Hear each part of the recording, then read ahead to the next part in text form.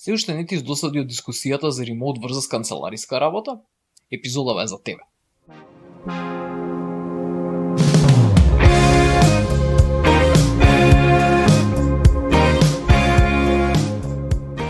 Океј, пред да ја почнам епизодава, Public Service Announcement. Estimations are lies. До тој заклучок стигнувам по 100-ти пат веќе.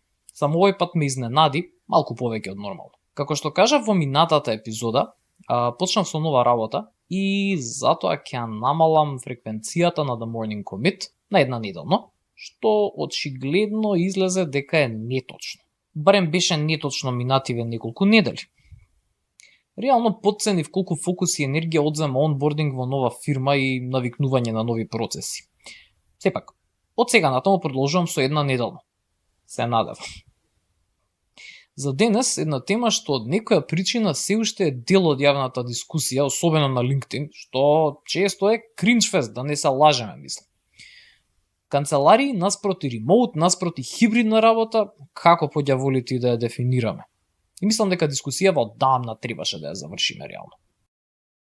Работа во канцеларија, односно in person, ми е едно од оние искуства што ми се некако станати далечно минато.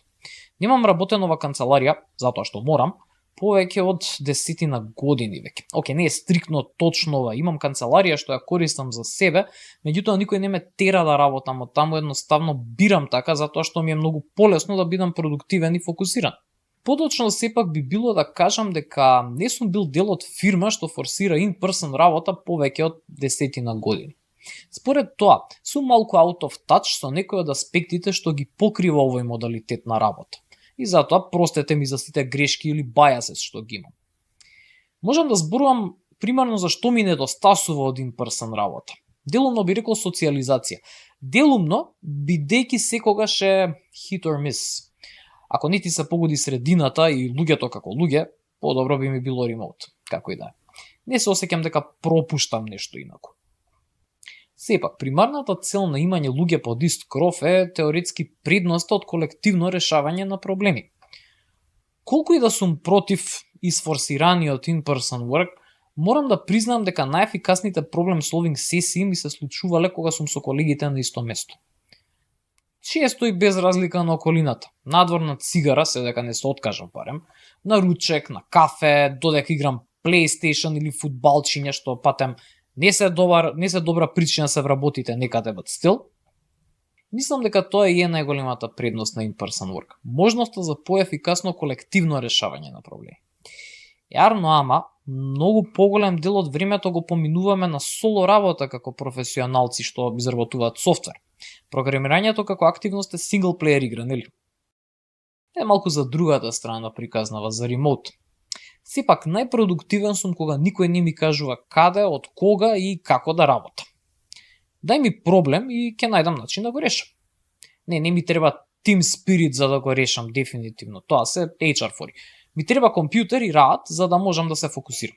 Немам против состаноци кога имаат цел и не ми го губат времето, а и вашето воедно. Ама кога не сум во канцеларија, затоа што некој ме натерал, многу ми е полесно да кликнам not attending. Едноставно е. Всушност, мислам дека е подобро за сите. Времето што би го поминал на дискусија што ниту ме засега, ниту мене, ниту работата, е време што подобро би го инвестирал во пишување на код, например, или документација, или на истражување, или што и да е што всушност носи поголема вредност од аутпутот што го имам, наместо да дремам на состанок. Ама и оваа перспектива има флипсайд на тоа што претходно го кажав како заклучок. Каде што програмирањето е соло активност, најчесто нели има pair програминг, mob програминг што си имаат вредност сами по себе, решавањето на проблеми не е баш соло активност, така. Имено колективното решавање на проблеми преку дискусии и соработка е најчесто поефикасно, со повеќе согледани edge cases, подлабоко размислена проблематика и согледана од повеќе аспекти. Чисто зашто имало повеќе умови насочени кон размислувањето на како да го решим истиот проблем. И конечно, hybrid, the red-headed stepchild на модалитетот на работа што некако почна се појавува после пандемијата. Не дека е лоша идејата. Фундаментално проблемот е што е идејата. Ако прашаме 5 луѓе денеска за што е hybrid work, ќе добиеме 8 одговори. Мислам дека веројатно е подобро да почнам со што јас лично мислам дека не е hybrid work, односно како би требало да го дефинираме hybrid work. По мене и моето ептен пристрасно мислење, hybrid work не е 2 дена дома, 3 дена од канцеларија или insert number here and there. Hybrid work не е 5 дена месечно од дома. Hybrid work не е денови за работа од дома како награда за што сте биле присутни од канцеларија. Тоа се фори за better hiring можеби на огласите за да напишат дека имаат hybrid модалитет на работа, што не е баш точно. По моето, како што кажав, ептен пристрасно мислење, hybrid треба да биде остави ги луѓето да работат од каде што сакаат.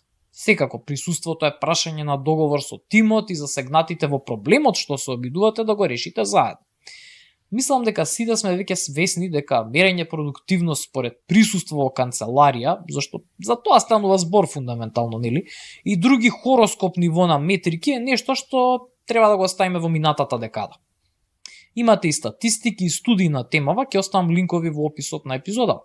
Доколку темава за hybrid versus remote ви е се уште интересна и мислите дека има уште аспекти што треба да се истражат, имаме лонгформ епизода на Метадев, ќе оставам линк во описот и картичка тука некаде. Ајда, like and subscribe. Добро, што би биле заклучоците од ова камбек епизода после паузата? Лично не ми смета full remote. Ми недостасува понекогаш да можам лесно да поразговарам за проблемот што го решавам и тука може би гледам некаква опција за да мрднам кон hybrid како модалитет на работа. Што сепак ќе биде 90%-95% remote, ама пак изборот е мој накрај. Одговорот на ова секако ќе биде различен за сите. Радикално, знам. Сепак, како генерален апел за фирмите од IT индустријата кај нас, дозволете луѓето да работат каде што сакаат и кај што се најпродуктивни. Сите лично знаеме каде најдобар аутпут вадиме. Не е несестерили канцеларијата. Имаме многу подобри начини за мерење продуктивност и подобрување на истата од мерење на така наречениот as in sit times. Седење не е продуктивна работа. Физичкото присуство не значи дека имате контрола и дека имате представа како луѓето го вложуваат своето време. Зашто сепак за тоа станува збор, нели? Дополнително форсирањето на физичко присуство од моето искуство до сега креира фрустрација и атмосфера на недоверба. Ако ме тераат, значи дека пробуваат да ме контролираат, што да не се лажеме првата мисла што им доаѓа на сите. Ако сакате здрава работна средина и добра култура, секако не е добра идеја на овој начин да ги терате нештото. Ви благодарам за прегледот, за секој лайк и сабскрајб. Се гледаме наредната недела.